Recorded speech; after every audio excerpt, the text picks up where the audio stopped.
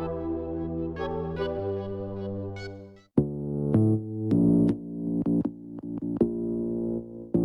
that on that beat? Oh.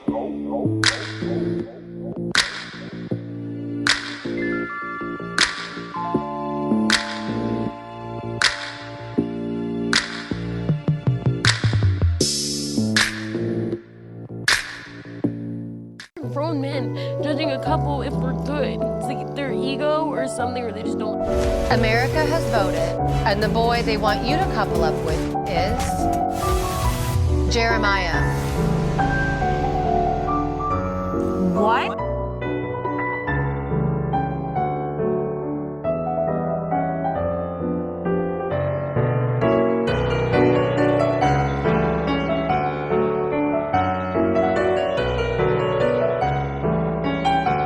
Liar. So it's kind of like the crossroads. Rather could have gone home just because of the way she reacted. I shoulda, coulda, would have. And I don't want you to think I don't understand you, because I swear I do logically. But I'm saying in my head I didn't want to, so I did it. Weeks has been, tight. Like, you guys are so close. Yeah. But then I think it's like your first real fucking challenge last night was like the biggest challenge. Not being here for her though. But it's just kind of being given up on. Next one, hit it. By all means, explore. Fuck you. Because of what we're going through, he's using her as a fucking scapegoat so that he can fuck. No, you're a fucking bitch. You're a pussy-ass bitch. Listen. No, I'm sitting here crying. Niggas defending me. Fuck him. You're a bitch. Liars and assholes. Okay, I have to. I don't give a fuck. Do I know her? No. Am I upset that she picked him for number one? Yes.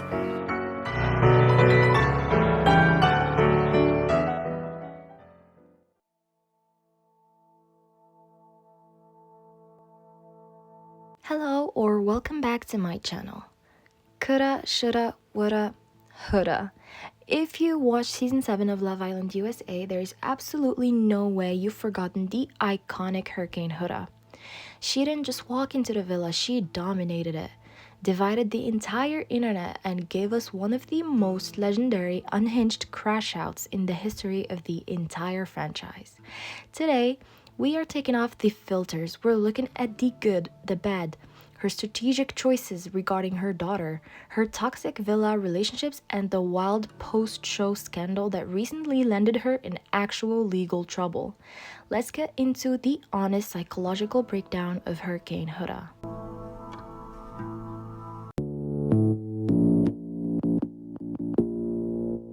What's that on that beat? Oh.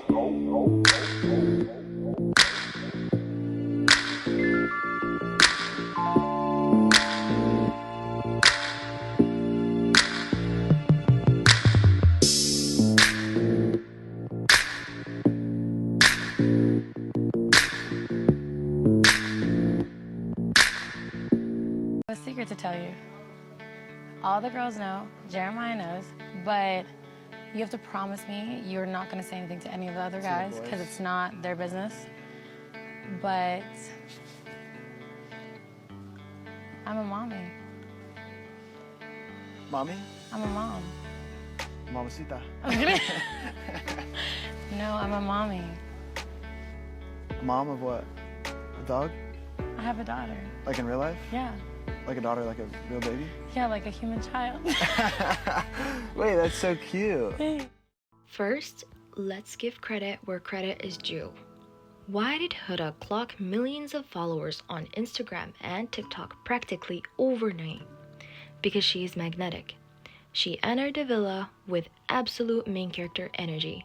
She knew she was stunning and she didn't play small. Love her or hate her, she didn't give us boring, repetitive reality TV lines. She gave us raw, unfiltered, deeply entertaining chaos. When she was happy, she was a vibe. When she was mad, the entire villa shook. She became a viral meme machine, with celebrities even reenacting her scenes. You cannot deny her impact. You should thank your boy Taylor. He helped me with my breakfast today. Okay, what's your point in saying that? What was saying? Okay, cool, for sure. What the fuck? I do one thing that you don't like and you disregard everything I've done. You're mad that another man helped you make breakfast instead of me? Is maybe this is just how I believe men should treat their women. Like, you just find like the most nitpicky thing. I can complain about it. I don't give a fuck. I don't give a fuck. I don't give a fuck. But then the cracks started to show. And by cracks, I mean a total emotional earthquake. Hoda's behavior quickly shifted from confident queen to survival mode. Let's talk about the infamous relationship with OG Jeremiah Brown. I honestly think Hoda weaponized her insecurities and turned her relationship into an interrogation room. She didn't just want a boyfriend, she wanted a hostage who would constantly heal her deep-seated trust issues. Remember the pancake incident? Jeremiah undercooks breakfast and suddenly Hoda's analyzing it as a sign that he doesn't value her as a woman. If Jeremiah breathed near another woman, Hoda went into full combat mode. Let's not forget the ear hustling, literally spying on the boys' conversations, taking one sentence out of context and running with it to manufacture a crisis. It was the Love Island equivalent of hacking someone's phone, and it signaled the absolute death of the relationship before it even officially ended. Now, let's address the most sensitive topic. Hoda being a single mom to her 4-year-old daughter. My hot take is that Hoda intentionally hid her daughter to trap Jeremiah into an attachment. On day 1, Hoda told the girl she was a mom, but she deliberately kept that information privileged from Jeremiah until episode 4. Why? Because she wanted him to fall for her first, so he couldn't easily back out. While being a single mom on a dating show is tough, dropping that news weeks into an intense bubble and then refusing to give Jeremiah the actual space to process it was low-key manipulative. The moment Jeremiah hesitated, Hoda flipped the narrative to make him the villain, when in reality, the man was just realizing he was completely in over his head. And when America voted to break up Hoda and Jeremiah, and he was placed with bombshell Iris Kendall, Hurricane Hoda officially made landfall. She went from crying to cursing Iris out within 5 minutes of meeting her, claiming Iris was no competition. Then came the screaming, yelling at Jeremiah, and throwing a full-blown temper tantrum because she lost control over the situation.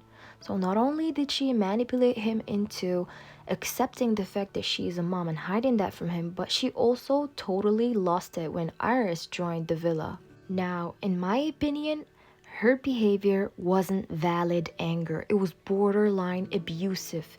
People online tried to defend her by saying her feelings were hurt, but having hurt feelings doesn't give you a free pass to scream, name call, and make the entire villa feel unsafe. Jeremiah wasn't perfect. I'm not gonna sit here and defend a man, but Hoda's reaction was entirely disproportionate. Like, keep it classy, girl. Keep it classy. No man deserves all of that from you, especially if the entirety of America is watching you totally crash out. About Michelle, is there anyone else that you wanted to talk to? So I like your fit today. Thank you. Okay. Appreciate it. I'm really, really cold. Sure. Yeah, I can tell. Wait, she's touching his knee. Yeah. Yep, smooth, brother, smooth. How are you feeling? I'm good though. You good? Yeah. You better? What do you mean better? I don't know. We had a little disagreement yesterday. It is what it is. I Are don't you like to okay? take yesterday's emotions into the new. Really showing favoritism. I don't like that. Favoritism? Like, wash in the water? I'm not gonna kill you.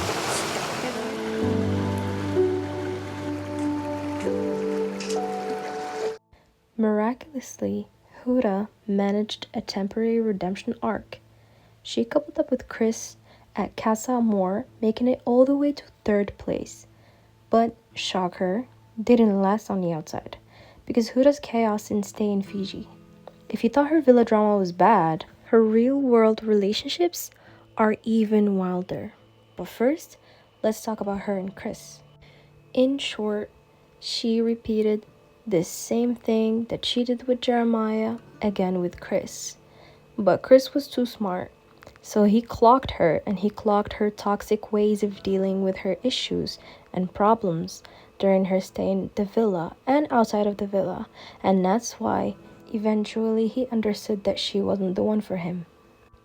If you remember in the finale, Huda asked Chris to stay friends after this, but he refused, and he claimed that he doesn't do that. He doesn't do friendships. So that was kind of a shocker to her because she thought that she handled the situation maturely, but that was not valid. After all what they've been through, it would be hard to be friends. So on this matter, I would have to agree with Chris. There could be maybe an acquaintance between them, but never a friendship, because he feels like he got robbed off of his experience in the villa. Because of who again? Hurricane Huda.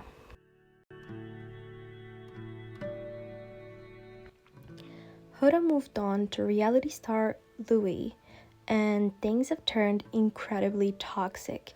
Just recently, in March 2026, Huda was hit with a temporary court restraining order, forcing her to stay away from Louis's ex, Nicole Oliveira, and their young son.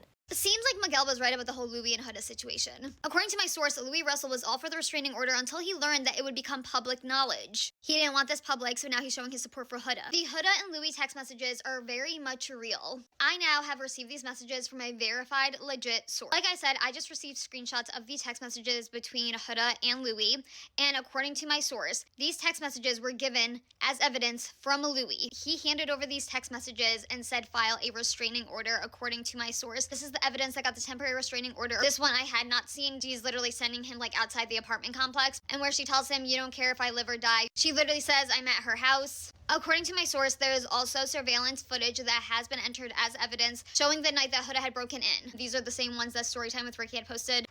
Huda has denied the allegations, claiming her legal team is handling it, but it proves one thing. Whether she is a controlled TV villa or out in the real world, Huda moves in chaos.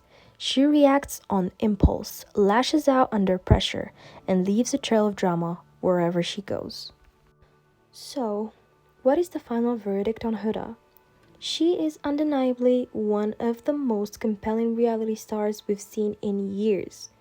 But as a partner, she is a walking fire alarm. But I want to hear from you guys. Was Huda just misunderstood and triggered by the villa? Or is she genuinely too toxic for TV? Drop your thoughts in the comments below, hit that subscribe button, and I'll see you in the next video.